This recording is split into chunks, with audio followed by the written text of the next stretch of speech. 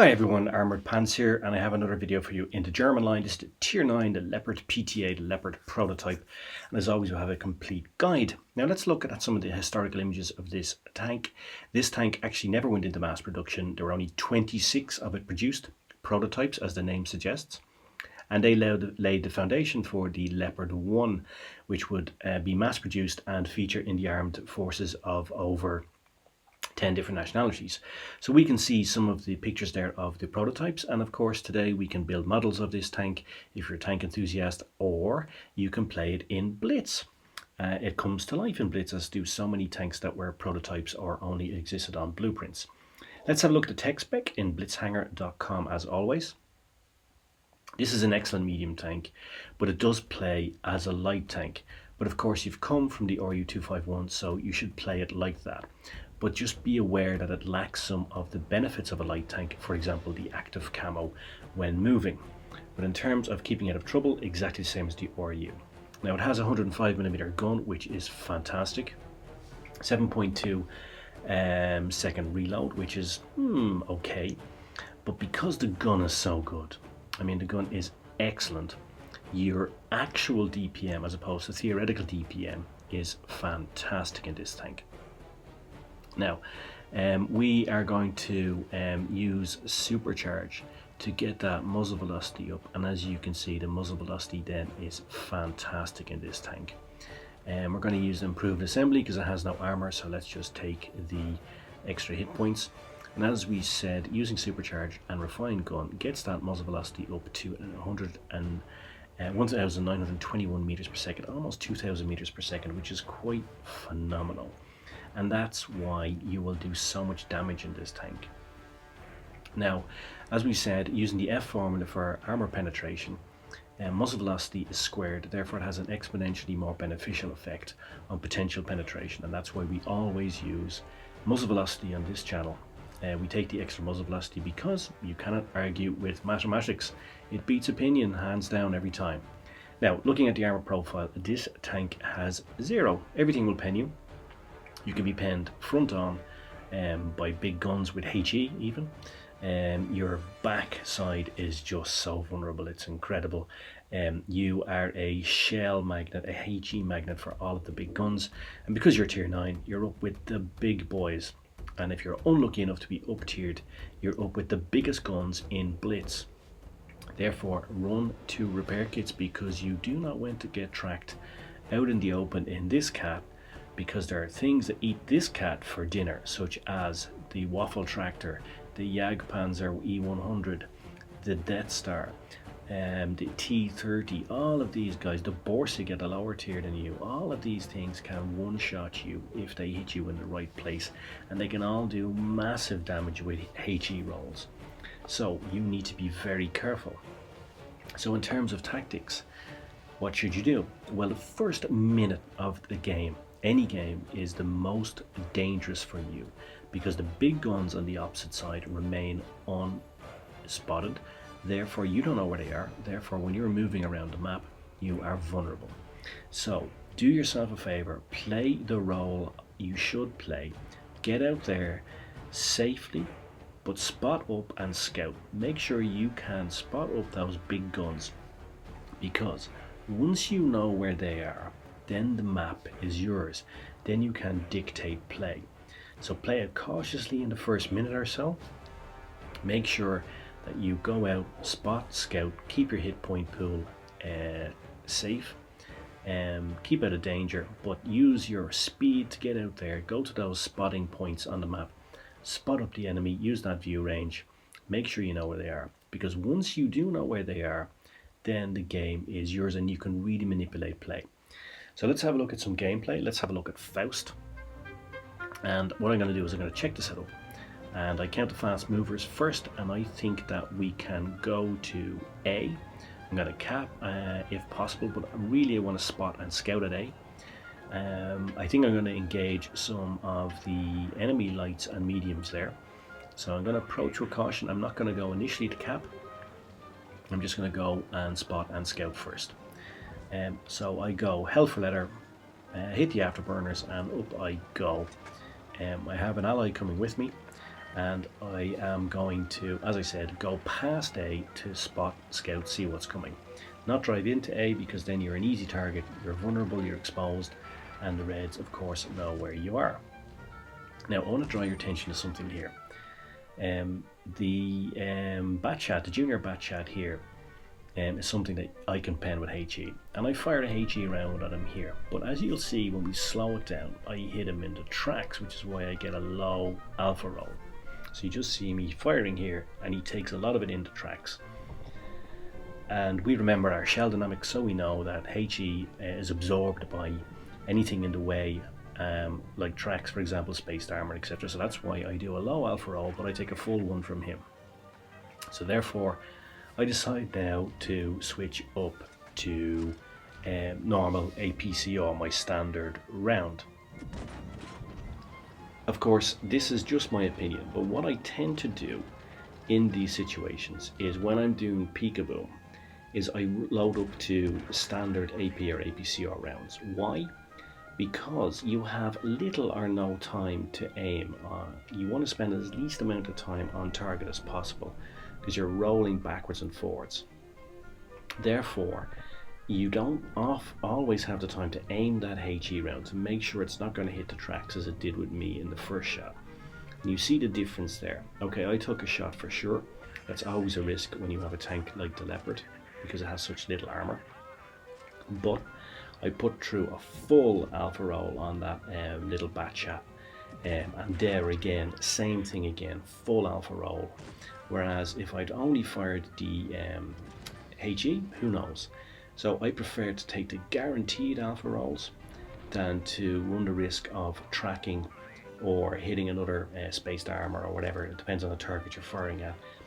So that's just what I do in those situations. If I have little or no time to aim on target, I prefer to take the guaranteed alpha roll rather than run the risk of having a low alpha roll with HE. Again, just my opinion, just something you might want to think about. Now, as this is Supremacy, I'm going to cap. That's what Supremacy games are all about. We sometimes forget, even the most experienced players, sometimes we get caught up in the heat of the battle and we completely forget the cap. And we end up losing when there is sometimes 1, 2 or even 3 tanks up, right? So good disciplined play there as a fast moving tank, cap. Now I'm going to put in a really lovely shot here in that E75, and we just slow it down. Just want to show that muzzle velocity in action. Look how fast that shell crosses that space all the way over the other side of the map, and bam, beautiful pen, beautiful alpha roll.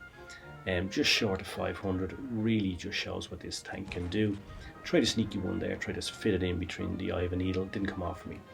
Now what you're going to see next is something I wouldn't recommend all the time, but I did it here for 2 reasons. First reason is, let's just have a look here what I do. Bam, smash, and I roll back 1 shot, kablamo. Now, why did I do that?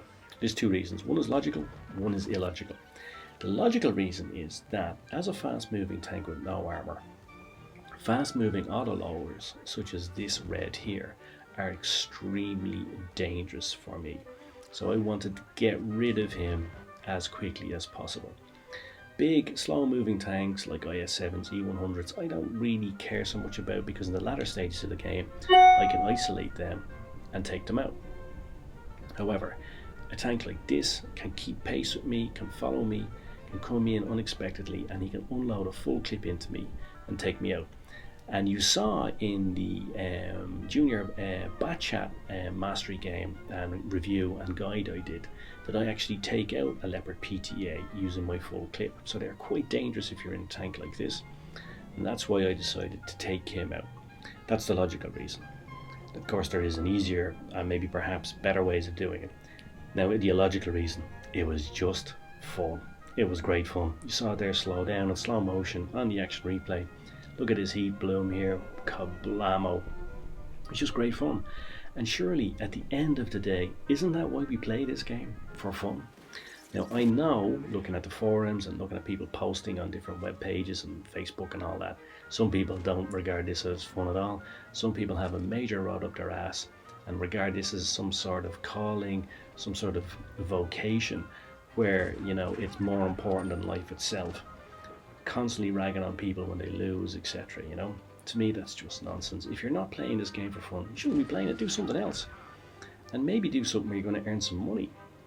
If something is going to stress you so much, you may as well be doing it professionally and earning money for it. You know, just slow it down here to look at that bounce. That is RNG and luck. That has nothing to do with me or the tank itself, and I just take that as a bonus.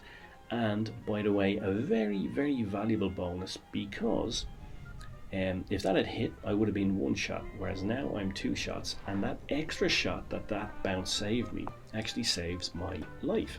Because you'll see here, when I come out and I put one into him, I actually catch one as I roll back, and if I had taken the first one, I would be gone. Whereas that extra bounce, that little bit of luck, allows me to come up, use that beautiful gun, and clear him off. And that is RNG handing me a mastery badge, because there's a mastery badge in this game. But as I always say, you do need a little bit of luck to get a mastery badge in any tank at any tier, and anybody who tells you otherwise is lying. Because even the best players in the world, whoever you think they might be, will tell you that you need to have some luck. You know, now you make your own luck a lot, and of course it can't be only luck, but you do need a little element of luck in every game to deliver a mastery badge, and I got mine there, and I'm quite happy to admit it. But going back to this game should be fun. You should play it for fun, and you should have fun playing it. And that beautiful ram taking off, smashing straight into his turret, and then finishing off was just great fun. And I really enjoyed this game. I had a great time playing it. And well, certainly from my own perspective, that's why I play. If it's not fun, you shouldn't be doing it, right? Anyway, back to this game. Just gonna put one more round here in the ISA. I don't really care if he kills me. I'm just going for the extra damage to try and secure the mastery badge. I time out. I think he wasn't reloaded anyway, and I deliver the mastery badge. Almost 4.7k of damage. Bit of a carry for me, over twice the damage of my next ally, which is the E100. And also, as I was up tiered, very satisfied with that performance. And as I said, what made most satisfaction for me was the fact that it was just great fun and a great variety of gameplay. Long range sniping, scouting, spotting, everything that you should be doing in a medium tank, I did in that game, and I believe a deserved mastery badge, albeit with that little element of luck, which I'm quite happy to admit to. Now, let's have a recap. This is an excellent medium tank, but please do remember it plays like a light tank. You should play it like the RU before it. It has absolutely no armor, and you need to keep safe in the first part of the game. As we said, the opening minute is the most dangerous for you. Play it as a light tank, or die on sight. So play as light or die on sight, easy to remember.